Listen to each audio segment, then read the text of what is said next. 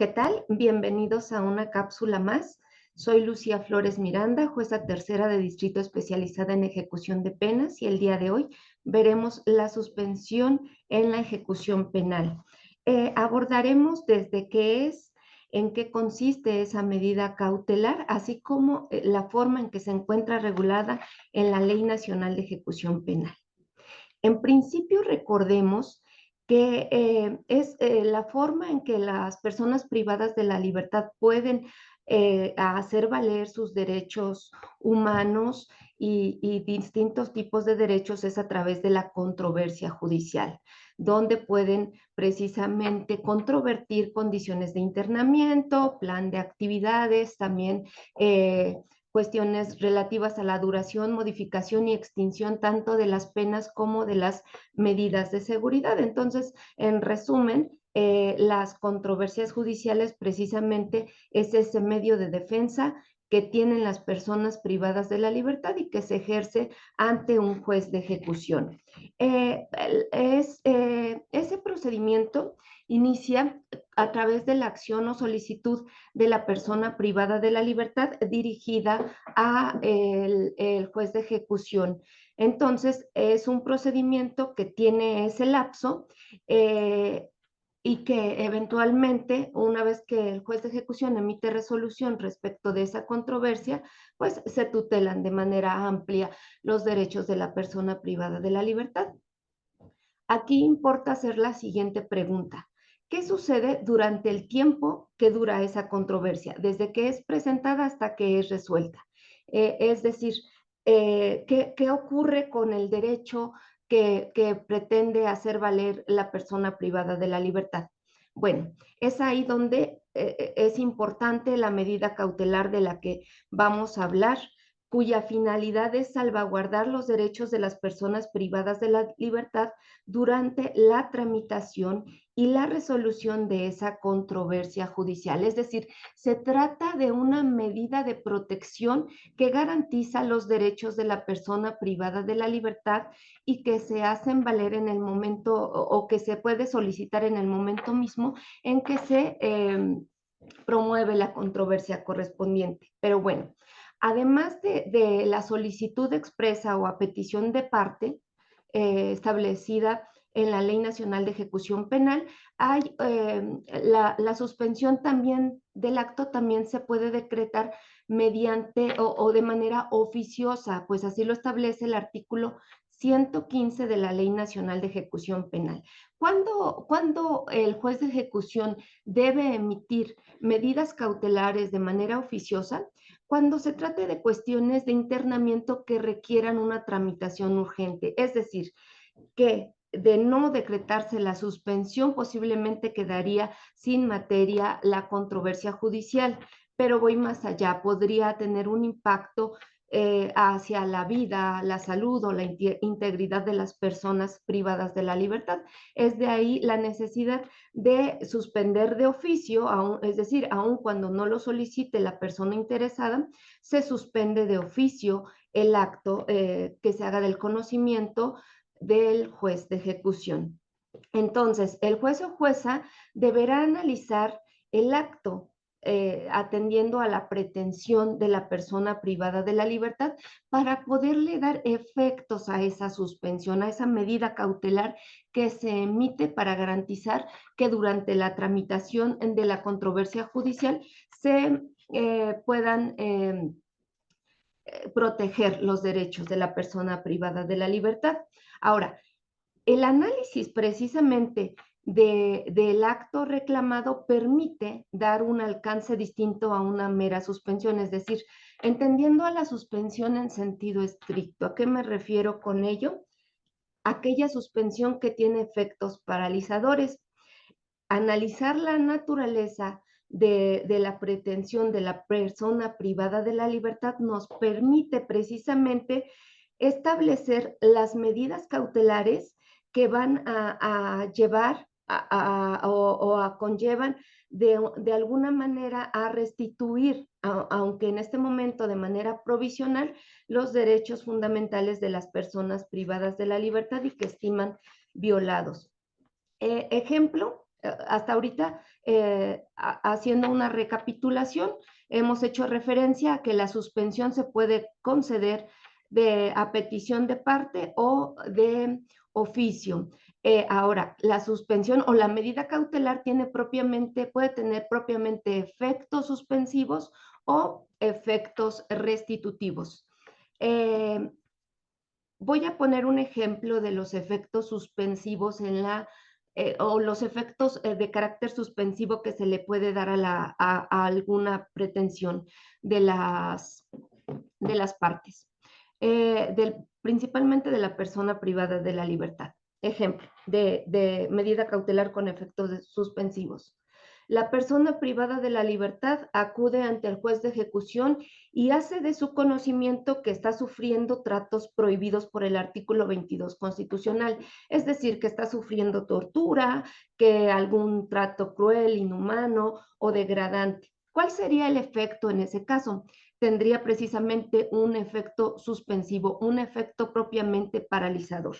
El juez de ejecución deberá ordenar de manera inmediata que cesen esos actos reclamados. Ahora vamos al otro extremo, cuando no es suspensivo, cuando la medida cautelar no es propiamente con efectos suspensivos, sino con efectos restitutorios. Voy a poner el ejemplo: la persona privada de la libertad está haciendo actividades deportivas. En esas actividades se fractura el fémur. Las autoridades penitenciarias no le otorgan de manera inmediata atención médica.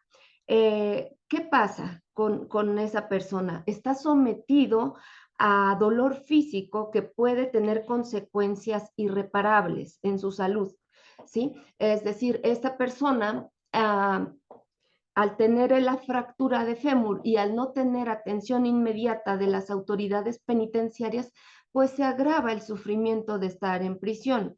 ¿Qué debe hacer el juez de ejecución cuando tiene conocimiento?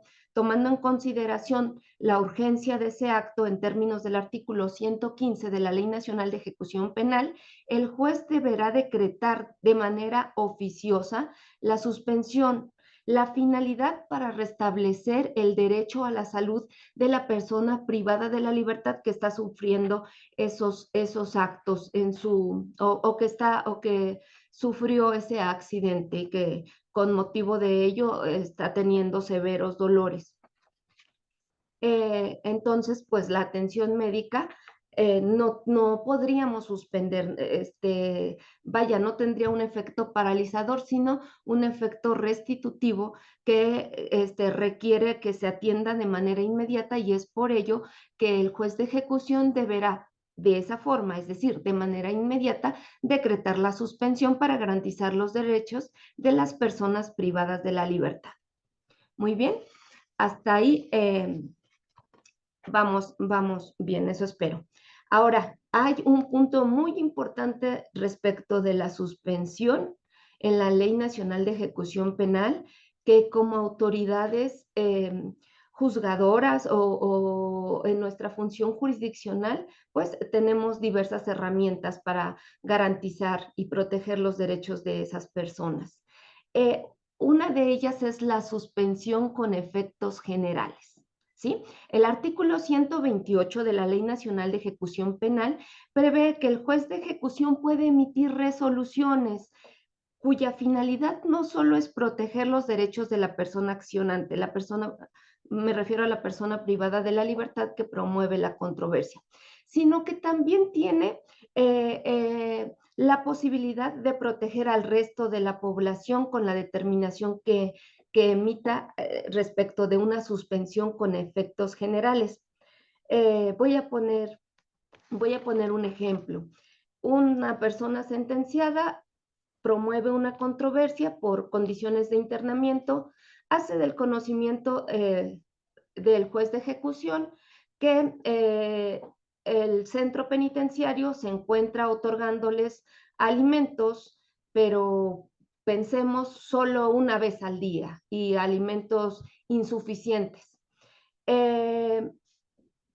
¿Cuál sería la finalidad de esa suspensión? no podríamos únicamente conceder para efectos de que le proporcione alimentos suficientes a la persona accionante, sino que tendría una amplitud o un impacto amplio en el resto de la población, porque no solo se podría proteger a un solo individuo si tenemos conocimiento de que está generalizada esa situación en la población recluida. No se puede proteger a un individuo y al mismo tiempo desconocer las condiciones de internamiento del resto de las personas privadas de la libertad.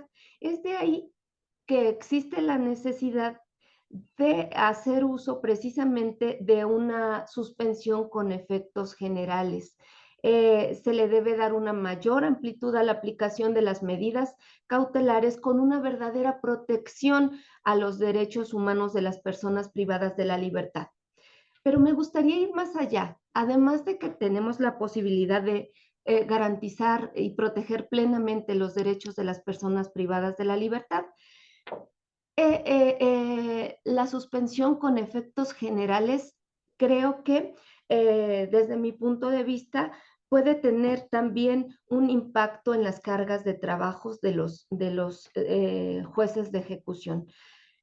Me refiero al impacto que tendría en el número de controversias que cada una de las personas privadas de la libertad tendría que estar promoviendo por ese alimento insuficiente. Bastaría que a una persona se le diera efectos generales o se concediera la suspensión con efectos generales respecto de la controversia iniciada por una sola persona para que el resto de la población se vea favorecida y de esta forma evitar que 1.500 internos promuevan la misma controversia. Además, bueno, como autoridades de ejecución sabemos que los centros, que cada uno de los centros pues tiene ciertas áreas de oportunidades específicas. Entonces, insisto, una suspensión con efectos generales da pauta o abre la posibilidad tanto de proteger derechos humanos de toda la población como de abatir cargas emitiendo una sola resolución y vigilando, en principio una sola resolución de suspensión y vigilando el cumplimiento durante la tramitación de la controversia y eventualmente también una resolución definitiva con efectos generales cuya vigilancia pues se llevaría en un solo expediente y no en el número amplio de las personas privadas de la libertad que estén padeciendo esas condiciones de internamiento de las que se quejó la persona privada de la libertad. Les agradezco mucho. Espero que haya sido de interés la suspensión en la ejecución penal. Es un tema relativamente nuevo y muy importante de ir analizando e ir estudiando para una mejor impartición de justicia. Tengan todos buen día. Hasta luego.